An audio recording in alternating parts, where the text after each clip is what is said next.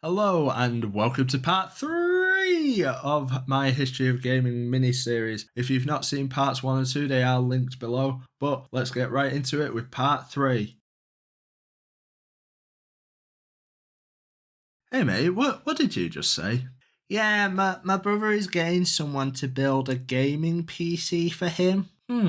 That sounds quite interesting. Right. How to build a PC. Wow, that's actually so cool. Oh my god, I really want to do that. And that's how I got into PC building and a love for everything personal computers, with a friend's brother having his built for him. So yeah, I watched countless videos on it and it sounded and looked so cool. And after my mum had come into quite a lot of money, I was given a little bit to build my first computer. My parents were a bit skeptical at first and I guess didn't trust me.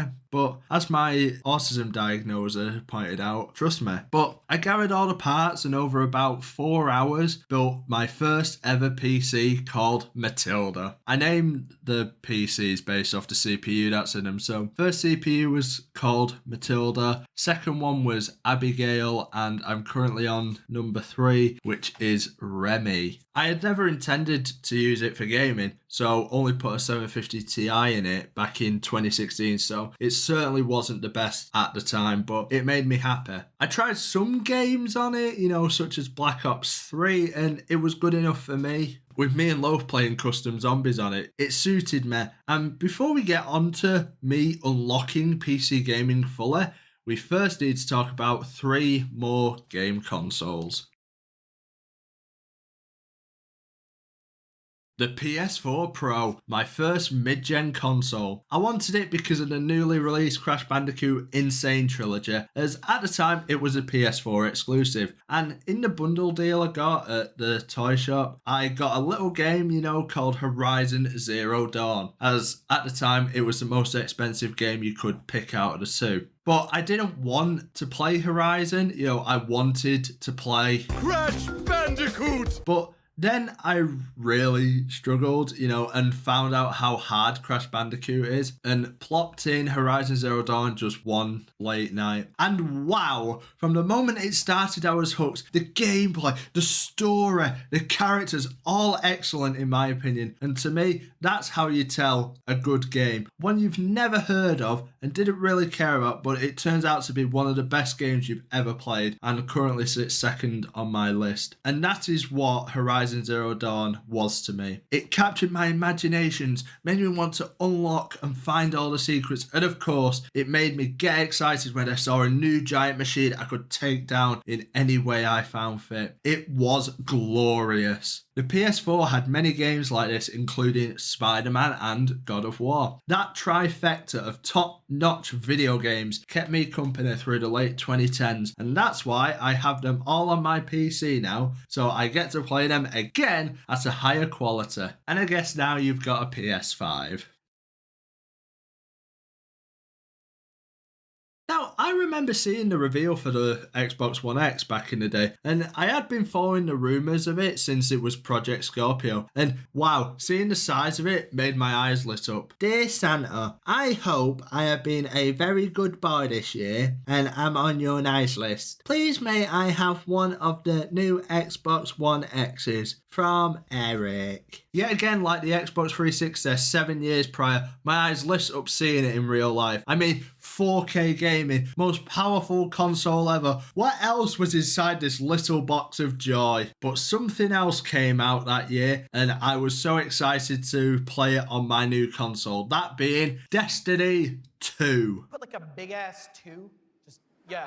And now I had the new console to play it on. Yeah, I know it came out months earlier, but stick with me. So, Destiny 2, the much anticipated sequel to the game I had certainly played the most on my previous Xbox, Destiny. So, Destiny 2, the day it came out, all my friends had it and were already progressing through the story. And when I came home from college, I hopped on and started playing with RJ, completing it that day, being so happy. It was so much better than the previous vanilla campaign, and well, not having realized how limited the game was, but anyway, that day was so good. I carried on playing Destiny 2 most of the time on my own, playing through all the crap DLCs until my old mate Loaf said he wanted to get back on after Warmind, and after playing that, we were ready to play on the other side.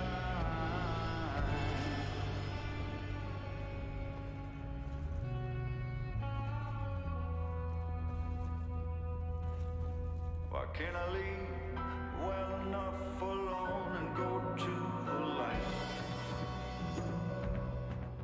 Forsaken. We both absolutely love the storytelling and Cayde 6 deaths, something no one would ever forget until the next DLC. But then Loaf stopped playing it again after completing Forsaken. Until this day, hasn't returned. Until playing Witch Queen when it came out for free, you know, about a few months ago. But I carried on as a solo guardian with the seasons pass for that game, going through the Black Armorer, Joker's Wild, and of course, the pinnacle of that season pass, the Season of Opulence. But something happened that year that would change my gaming future. Destiny 2 would be going free to play and moving to Steam with the release of Shadowkeep. But before we get onto that part of my gaming history, there is one more console to talk about before I become PCMR, or in other words, PC Master Race.